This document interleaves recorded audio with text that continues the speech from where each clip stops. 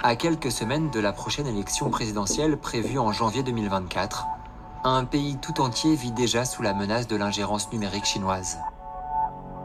Taïwan, l'île voisine que le régime de Pékin revendique depuis des années. L'objectif de la Chine vise à lutter contre l'indépendance de Taïwan, à promouvoir et à préparer la future réunification.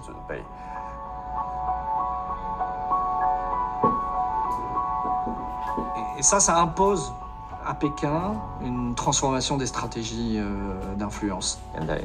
Et tout cela inclut les menaces et les défis posés par la désinformation. Pour la première fois, l'île résistante face à la Chine craint la puissance de TikTok de plus en plus utilisée par les jeunes citoyens. Ils sont désormais près de 5,5 millions, soit presque un Taïwanais sur 4.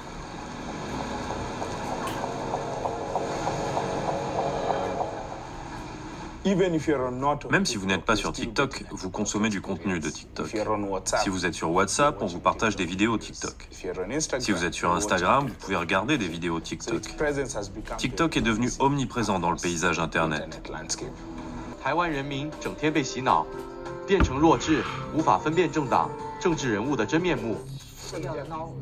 À l'approche du scrutin, des campagnes en ligne de propagande chinoise visent principalement un homme, William Lei, candidat du Parti démocrate progressiste, l'homme en tête des sondages.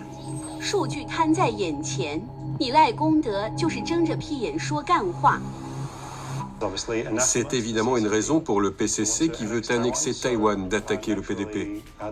C'est l'ennemi dont il faut détruire la crédibilité. Selon la propagande chinoise diffusée sur TikTok, en cas de victoire de William Lei, les États-Unis alliés de Taïwan déclencheront une guerre contre la Chine.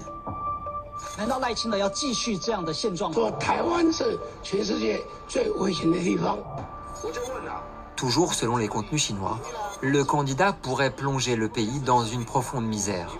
La propagande évoquant déjà des pénuries successives.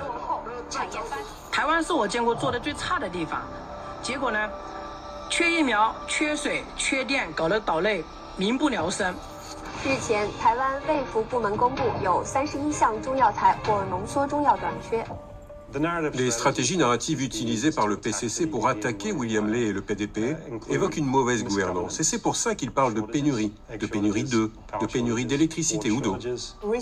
Récemment, beaucoup de gens se sont précipités au supermarché pour acheter du sel, parce que le sel sera soi-disant très cher et nous ne pourrons plus en acheter. Il s'agit d'une menace réelle qui se concrétise en ce moment même et tous les jours. L'attaque de Taïwan à coup de fausses informations est très grave. Ce n'est pas juste un laboratoire, c'est une guerre. Le soft power ne pose pas tant de problèmes. Mais lorsqu'il émane d'une plateforme qui serait en fin de compte contrôlée par le Parti communiste chinois, cela devient problématique.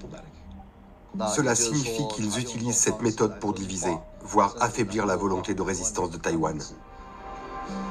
Parfois, je n'ai rien à faire, alors je passe du temps sur TikTok. Certains contenus sont intéressants, donc ça me donne envie de continuer à les regarder. Moi, j'utilise TikTok pour faire des recherches, sur l'actualité par exemple. Je suis plutôt les influenceurs. Sur TikTok, on voit plusieurs opinions, ce qu'on n'entend pas en général dans les médias traditionnels. Le récit de Jia est la démonstration de ce que craignent les politiques. À force de scroller sur son écran, Jia voit de plus en plus de contenu en provenance de Chine, de la musique, des séries ou des influenceurs chinois. Là, sur mon fil, il y a des jolies filles taïwanaises, ensuite une vidéo drôle chinoise. Après, c'est encore une vidéo d'un feuilleton chinois. C'est vrai, il y a des contenus qui montrent que la Chine n'est pas aussi terrible qu'on le pense.